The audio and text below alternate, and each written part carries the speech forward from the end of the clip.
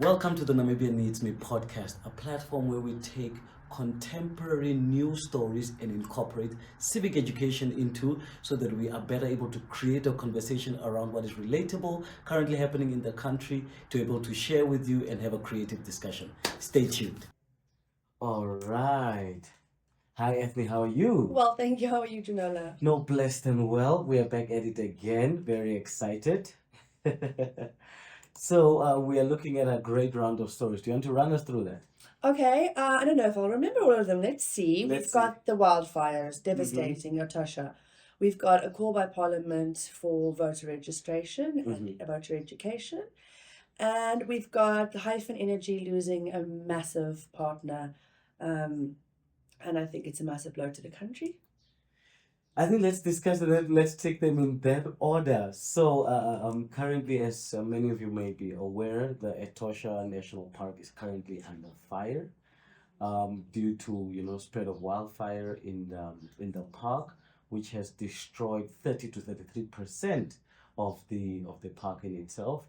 But I know we reported on that last week. As it stands, government has put in a lot of efforts in trying to curb the fire. A lot of soldiers have been mobilized. Firefighting efforts have been underway, and as it stands, as per the government's latest reports, there is a lot of progress in terms of curbing the fire itself. Always with the optimism from Janola. I love it so much about you. I'm so devastated. I'm struggling to access that same level of optimism. 30 to 34%, Janola, unprecedented damage. And it's still ongoing. Yeah. It's still ongoing since late September. It took a really long time for national efforts to include private firefighters who have a lot of experience in fighting fires, local Yeah. communities that have a lot of experience. Instead, soldiers were deployed Yeah. at the exclusion of everyone else, and soldiers aren't trained in firefighting. So it's a real shame. I remember last week we were speaking about the tourism levels having finally gained Attraction. Yeah. levels, pre-COVID levels. Yeah. And now this is about to put them back down again because it just really decreases the attractiveness of this park. Mm. When most of it's burnt, well, not most of it, but a very large portion of it is burned to the ground. And I know even outside of the tourism, the Etosha National Park itself, around it, there are also a lot of guest houses, conservancies, lodges, and even campsites that take advantage of the national parks, the animals in there, to sort of, yes, foster the tourism industry. But as it stands, it is most likely to take a hit because of the fires that are currently ongoing. Yeah, and very little to be said for it except that these types of climate crises are about to happen more regularly. Yeah, yeah. And so our levels of preparedness have to be heavily increased. Fire breaks, early warning mechanisms, and collaborative plans so that everyone's involved from the beginning and not excluded from aiding their assistance. Yeah. Adding their aid, Yeah. adding their assistance. I know one thing that, sometimes government puts systems in place also to, curb these kinds of things. But not enough, I feel, is done to sensitize communities, especially around those conservancy areas. So that, I think, should be another direction that government takes in terms of educating people about fires and how they spread and how they can curb them and things like that, particularly for communities around different conservancies in Namibia. Yeah. Great idea. Namibia needs me and Namibia needs you. This is the podcast for curious minds and people who understand that change starts at home. Don't be intimidated by your news. Follow it with me and Janola as we break it down into simple terms and ways that you can affect real change. Okay, so heartbreaking, and then another quite depressing bit of news around Hyphen Energy losing an investment partner. Would you like to tell us a little bit more about that? Yes. So last week we spoke to you guys about how traditional indigenous group wrote to one of Hyphen's suppliers. So just to give a little bit of a background, Hyphen Hydrogen Africa is a consultancy firm that focuses on energy. And their role in Namibia is to sort of start a plant that exports ammonia. And ammonia is clean energy, basically. So they have a partner in Germany and a company called RWE that they were planning on exporting ammonia worth 10 billion US dollars. So out the indigenous group in that surrounding area where Hyphen is based in Ludrit and the surrounding areas where their plant is, indigenous groups have advocated that that plant in itself is on ancestral land. So they've had other engagements with Hyphen, but to little to no success. So what they then did was reach out directly to the recipient, or should I say not the supplier per se. How do you call it, Edwin? A project partner. The project partner. Yeah. They were going to buy. Yeah, the ammonia. buyer. So the project Yes. can't exist without the buyer. Without the buyer. So they reached out to the buyer, and the buyer said that no, unfortunately, because this thing is infringing on the environment and infringing on the livelihoods of these people and therefore their interests, we are gonna pull out of this deal. And in essence, that is just like the background of the story. And I don't know the implications of this. I mean, for me, naively, perhaps 10 billion sounds like a lot. And US dollars. sounds like it'll have massive implications. It Yeah. might have been a big part of what legitimized Hyphen locally, and I don't know how easy it will be to find alternative buyers now. That being said, I think it's a good lesson for all of us on free, prior, and informed consent. Yeah. FPIC, which is something that a lot of CSOs were really trying to promote at the Green Hydrogen Summit Yeah. about 3 weeks ago. Would you like to tell us more about this important civic rights principle, FPIC? Yeah, so the idea is that whenever government and or private entities want to, let's say in this particular case, build a power plant, there are people that are natives to that land, and that these people should be consulted in terms of their interests and also in terms of the environmental implications. But often, because, well, the government is the state, what they do then is that they just say, oh, this is our land, let's do the thing, because it's not in terms of the law owned by anyone. But they yeah. May I? Yes, please. Who owns state land? You do, Janola. Yeah. I do. It is owned by us. So when you take state land and you do things with it without the free, prior, and informed consent of the people who own that land, there's a problem. Yeah. State land doesn't belong to no one. Yeah. State land can't be done with as the state pleases. The state needs to represent the people who own that land. Yeah. And we can only make informed decisions and decisions that are lasting and sustainable when communities are deeply involved from the beginning. Yeah. And this isn't a difficult principle. I think people try to fast track commercially extremely viable enterprises such as what we were hoping for green energy to be in this country and might still be in this country by circumventing those obligations.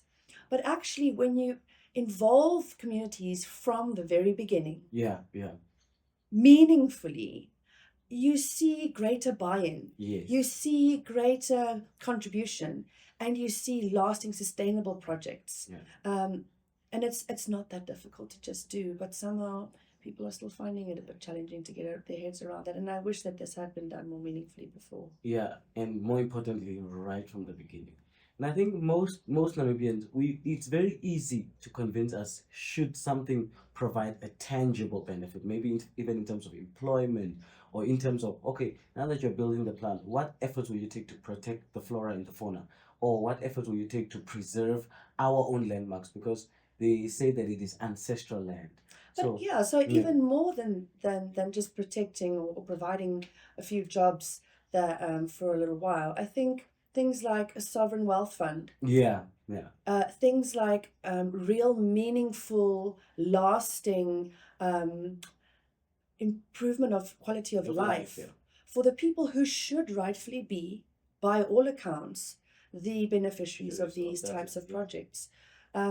That's not difficult. It's to the benefit of everyone. But as I say, the challenge always is that government sees the advantages of green hydrogen, They therefore push based on the expected advantages and the revenue it will create for the country.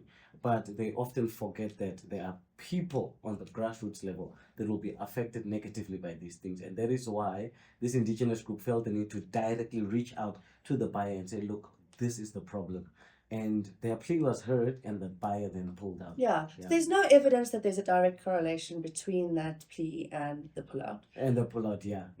Not a word I like to use, but yeah, it's there's a possibility. Yeah. Okay, so I think that's great to just have spoken a little bit about free, prior, and informed consent as an important principle of this type of project. Yeah. All right. Namibia Needs Me is a civic education project co-implemented by the Hans Seidel Foundation and the Namibia Institute for Democracy. This project ultimate objective is to foster and strengthen democratic participation from all eligible voters and young people in the country. So moving on to our next story, I know this year, on the 25th of June, the ECN launched the electoral calendar for the year 2025. Yes, for this year. And basically, it was to inform us of the different events that will take place leading to the elections on the 26th of November. Now, we know we have two kinds of elections happening this year. It's the regional council and local authority elections. Regional council elections, that's where we vote for our constituency councillors. These are the constituency councils like in your Kabe North, your Kabe South, Mariental Rural, Mariental Urban. So each of these constituencies, like where we are now, we are sitting in Windhoek West constituency. So, and in Namibia, we have 121. So come this year, we'll be responsible for electing those 121 constituency leaders. And what is the name of a constituency leader? Councillor. Okay. Yeah. What councillor? Regional councillor. A regional councillor for each of the 121 constituencies, all right? And then we'll also have our local authority elections. Local authority are your municipalities, they are your town councils, they are your village councils, and your settlements. So basically, all these local authorities must have representatives, to act as the council of the...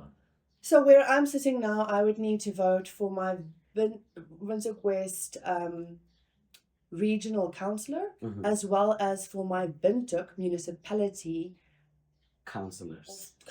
Yeah. Okay. So in our case, it's the city of Windhoek councillors that we will vote for, because city of Windhoek is not a place, it's an institution, it's a local authority. So we vote for the different councillors, all 15 of them in our case. But in other regions, like for instance in Gibeon you have a village council, and that village council has 7 councillors. So come this election, you are gonna vote for one of those 7. Okay. Or maybe you are in Ondangwa, that's the Ondangwa Town Council, Yes. So it doesn't matter where you are, there will always be a local authority. And the name of your local authority is a councillor?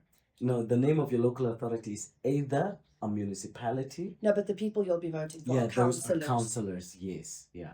So it's your regional councillors for your constituency, and it's your town councillors or village councillors for your local authority. Local authority. Yes. So shocking to me how long it's taking me to get my head around all of these details. Yeah, so when the I think the confusing part is that you've got villages and towns and cities. I think that's it. Yeah, that is what is happening. But for all of them, they are regional authorities. Local authorities. Oh, they are local authorities. Regional authorities are for your constituencies. Your towns, villages, and cities have local authorities.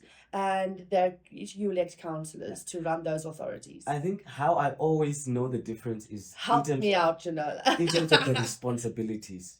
Okay. Local authority is always responsible for municipal service provision. This is provision of plots, water provision, electricity, drilling of boreholes, naming of streets, recreational activities like your parks, supporting kindergartens, supporting small enterprise. So basically, those are the municipal duties, and that is how I know. Okay, those are the local authority councillors. Those are the local authorities, because in terms of the duties. But then your regional council, they are more on the strategic policy level, where they build.